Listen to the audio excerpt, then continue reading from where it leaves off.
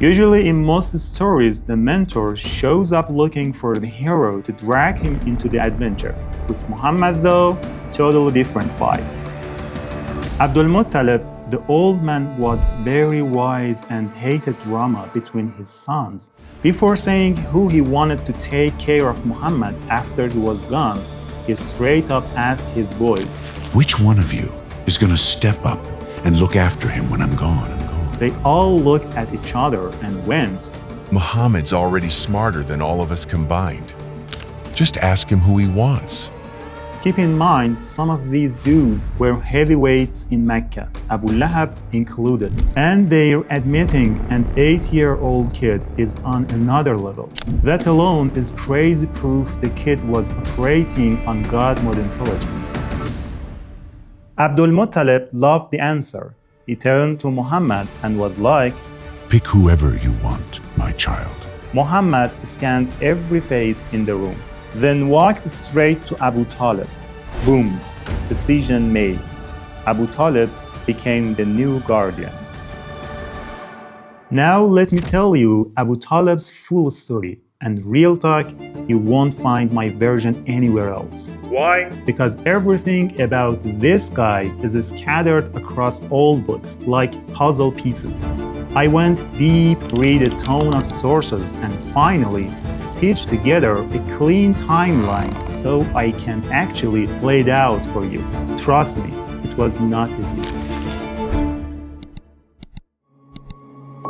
Abdul Muttalib pulls Abu Talib aside and says, "Son, I know your faith and your honesty. Treat him exactly the way I did." Fatima bint Asad, Abu Talib's wife, later said that when Abu Talib walked in the house with 8-year-old Muhammad, dropped this bomb. "This boy is God's prophet. And you are going to give birth to his minister and successor." That line right there, it means Abu Talib already knew some wild stuff about Muhammad's future. But how? From his dad Abdul Muttalib, some secret books, straight up divine heads up? I don't know, but the fact he said that to his wife is 100% confirmed. Abu Talib wasn't just playing mentor, he was the full package. And with that one sentence, he's also predicting something about somebody else, the legend. For 44 years, he had Muhammad's back. The kid already had haters, and the older he got, the longer the list became. Yeah, he was light years ahead of everyone, but he was still a young sapling that needed a solid gardener to protect him from storms until he grew into that massive tree that ends up sheltering everyone else. Just like Halima's family, Abu Talib's household felt the blessings instantly. There was this tree in their courtyard that had been dead for years. The second Muhammad stepped in, bam, green leaves, fruit popping out, no big deal. Abu Talib slept with the kid right next to him, took him everywhere, personally handled security, same energy as his dad, sending a loud and clear message to every hater. Touch this kid and you're dealing with me. But he had his own style too. When Muhammad was 8, Mecca got it with a brutal drought. People swarmed Abu Talib's house begging for help.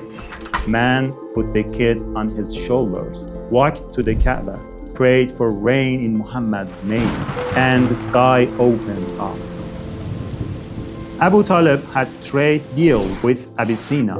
While doing business, it casually dropped knowledge to merchants and locals about the final prophet Jesus talked about. Years later, when the Muslims fled to Abyssinia for protection, the people that already had the context Abu Talib planted. They welcomed the Muslims with open arms. He even sent poems to the Negus, introducing the coming prophet, comparing him to Moses and Jesus.